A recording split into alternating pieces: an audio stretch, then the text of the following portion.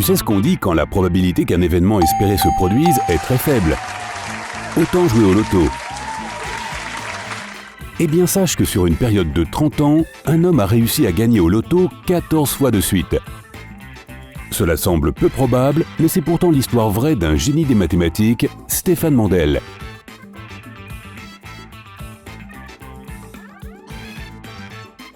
Tout a commencé dans les années 1960, lorsqu'un pauvre comptable roumain essayait de joindre les deux bouts et de nourrir sa famille. Son salaire était si bas qu'il était désespéré. Se débrouiller avec 88 $ par mois s'apparentait plus à de la survie. Mais Mandel ne parvenait pas à trouver un emploi mieux rémunéré à l'époque, et le recours à des activités illégales était contraire à son code moral. Il a donc trouvé une solution à laquelle peut-être il était le seul à pouvoir penser, le loto.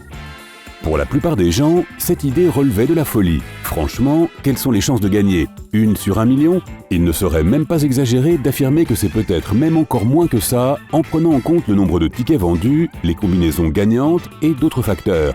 Mandel se définissait comme un mathématicien du dimanche, fasciné par les chiffres, et il passait son temps libre à analyser des articles sur les maths et à travailler sur son propre algorithme. Finalement, après plusieurs années de labeur, il était prêt. Mandel a appelé le résultat de ses recherches la condensation combinatoire. Il ne voulait pas révéler sa méthode, mais il a affirmé que dans une loterie avec 6 numéros gagnants, il pouvait prédire avec précision 5 d'entre eux.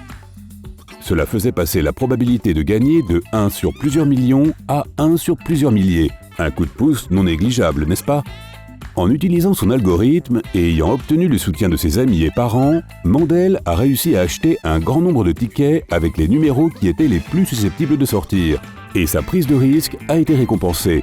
Il a remporté le gros lot qui s'élevait à environ 19 000 $. Il a honoré ses dettes auprès de tous ceux qui l'avaient aidé et il lui restait encore de l'argent. Son gain net a été de 4 000 $, assez pour recommencer une nouvelle vie. Et c'est exactement ce qu'il a fait. Mandel a emballé les affaires de sa famille et s'est rendu en Europe de l'Ouest où il a déménagé d'un endroit à l'autre pendant 4 ans. Mais un tel style de vie est difficile à mener avec une famille, si bien qu'il s'est finalement installé en Australie, donc assez loin de l'Europe. C'est là qu'il a décidé de poursuivre ses recherches dans le domaine de la loterie, et il a été encore une fois couronné de succès. Lorsqu'il a obtenu sa citoyenneté australienne, il a eu accès à toutes les ressources du Commonwealth offertes par ce statut. Cela signifiait notamment qu'il pouvait participer au système de loterie britannique, qui s'est avéré être beaucoup moins compliqué que le roumain qu'il avait piraté auparavant. Il s'est donc longuement penché sur ce nouveau système, et au bout d'un certain temps, il a eu une idée qui ferait de lui un millionnaire, ainsi qu'un prisonnier. Mais on avance un peu trop dans l'histoire, alors voyons d'abord ce qui est venu à l'esprit de Mandel. Sa nouvelle méthode était assez géniale dans sa simplicité. Mandel s'est rendu compte que pour gagner à chaque fois, il lui suffisait d'acheter toutes les combinaisons de numéros qui existaient. Ça a l'air complètement fou, mais il y est parvenu grâce à une technique très bien pensée. Son plan comportait 6 étapes. Tout d'abord, il a calculé le nombre total de combinaisons possibles dans une loterie donnée. Par exemple, s'il fallait choisir 6 numéros entre 1 et 40, il y aurait 3 838 380 combinaisons. Compte-les toi-même si tu n'y crois pas. Deuxièmement, il a trouvé des loteries où le jackpot était au moins 3 fois plus important que le nombre de combinaisons. C'était indispensable, sinon il ne gagnerait rien du tout, voire perdrait de l'argent. Tu vas comprendre pourquoi dans quelques instants.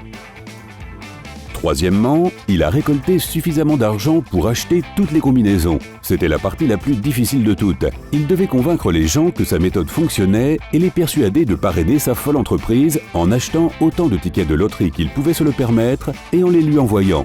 Il a promis de partager les gains entre les investisseurs et lui-même. Et au bout d'un certain temps, ses idées sont devenues suffisamment populaires pour attirer des centaines de sponsors prêts à gagner une partie du jackpot. Quatrièmement, il a imprimé des millions de tickets. Ce faisant, il s'est assuré que toutes les combinaisons gagnantes possibles se trouvaient quelque part parmi ces millions de tickets. Cela a fait de Mandel un gagnant multiple à chaque loterie. Non seulement il a gagné le jackpot, mais il a aussi remporté le 2e, le 3e et d'autres prix mineurs. Cinquièmement, après avoir imprimé les tickets, il les a livrés aux revendeurs officiels. Ils n'ont pas eu d'autre choix que d'accepter les tonnes de papier que Mandel leur a fournies, car aussi fou que cela puisse paraître, toute l'opération était légale. Le Commonwealth britannique et les autorités australiennes n'avaient pas prévu que quelqu'un ait l'audace de faire quelque chose comme ça. Le projet de Stéphane Mandel était unique en son genre, et il le savait probablement lui-même. Et finalement, la 6e étape était de remporter le prix. Et c'était exactement la raison pour laquelle il avait besoin que le jackpot soit 3 fois plus élevé que le nombre de combinaisons possibles. Après avoir gagné, Mandel a dû rembourser ses investisseurs. Cela signifiait que plus il avait de mécènes qui payaient, plus il devait sortir d'argent après avoir gagné au loto. Mais ce n'était pas tout, puisque Mandel avait aussi d'autres coûts à assumer, notamment l'impression et la logistique, de sorte que finalement, il ne lui restait qu'une modeste somme dans la poche. Si le jackpot avait été plus petit, il se serait probablement retrouvé avec encore moins d'argent qu'avant l'affaire, d'où l'importance du montant de ce jackpot. À bien y réfléchir, ce plan était incroyablement simple, mais en même temps, il nécessitait beaucoup d'efforts. Stéphane Mandel a travaillé jour et nuit pour le mettre en place. Et au fil des années, il a réussi à créer ce qu'il a appelé un syndicat du loto.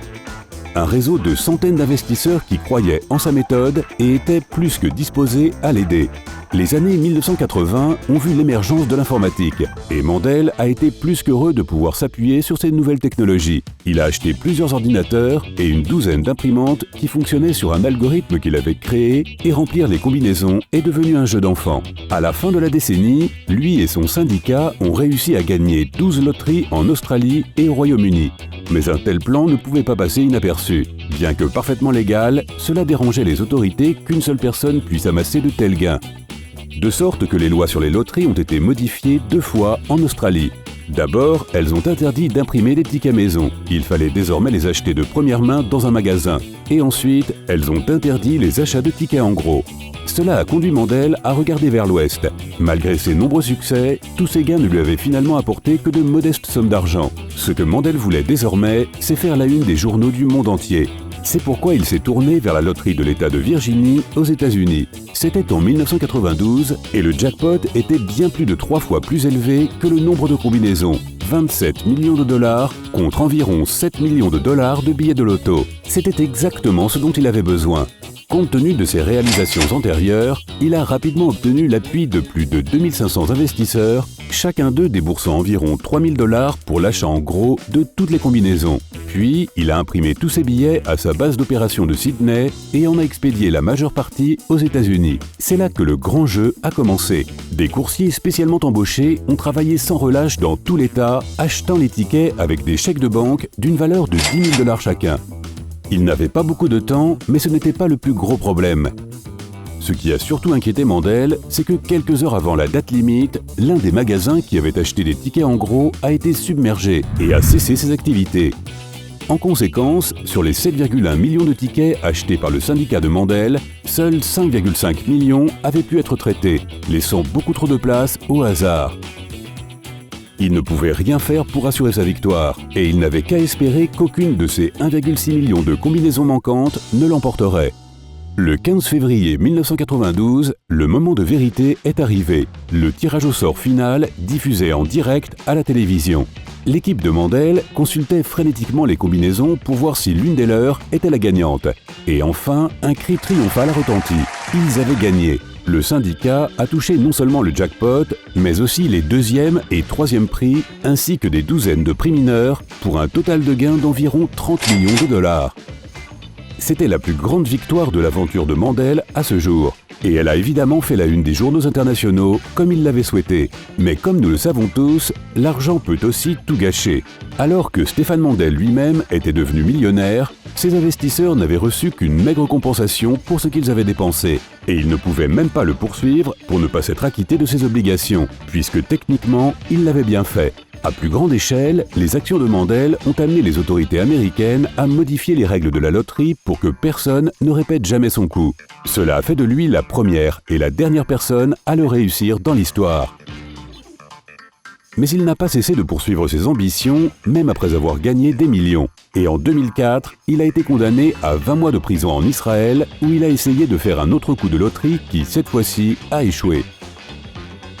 C'est peut-être ce qui a ramené Mandel à la raison. Depuis sa libération en 2006, il mène une vie tranquille sur une île tropicale au large des côtes australiennes. Mais on se souviendra toujours de lui comme d'un homme qui a changé les règles du loto dans le monde entier. As-tu déjà joué au loto? Partage tes expériences dans les commentaires. Si tu as appris quelque chose de nouveau aujourd'hui, mets un like à cette vidéo et partage-la avec tes amis. Et ne pars pas si vite acheter un ticket à gratter. Nous avons plus de 2000 vidéos sympas à te montrer. Tout ce que tu as à faire, c'est de choisir la vidéo de gauche ou de droite, de cliquer dessus et d'en profiter. Reste du côté sympa de la vie.